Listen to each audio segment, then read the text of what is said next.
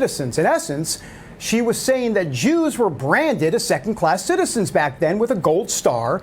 And today, we are also seeing a branding and division of people between the vaccinated and the unvaccinated, two classes of people.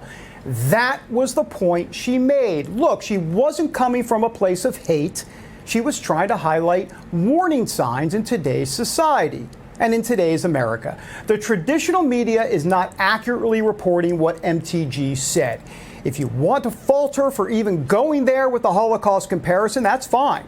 But we have an obligation to honestly portray what was said. Anything to the contrary is a disservice to the truth and to the public. Now, I also want to address criticism directed at me. I was criticized heavily this weekend for nodding in agreement to what MTG said and also not following up at the time. Now, sadly, this misrepresentation is totally distorted and intellectually dishonest. I was nodding in agreement at the part when she started talking about the Gold Star treatment in Nazi Germany because I understood her analogy about people being separated into two classes of people then and now.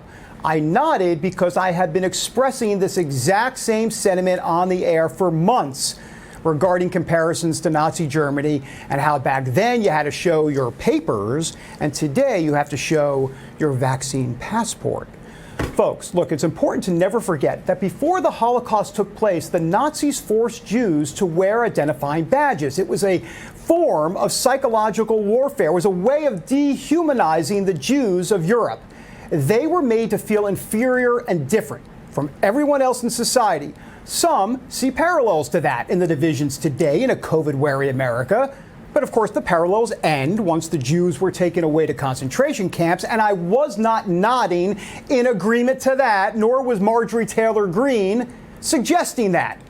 Now, as for the criticism of whether I should have followed up, I accept it, sure. I got a bit caught up in the three other topics I had to get to in the limited amount of time I had with her. So in retrospect, look, I wish I had asked her whether or not she wanted to clarify the gas chamber language and how that will be seen as offensive to Jews.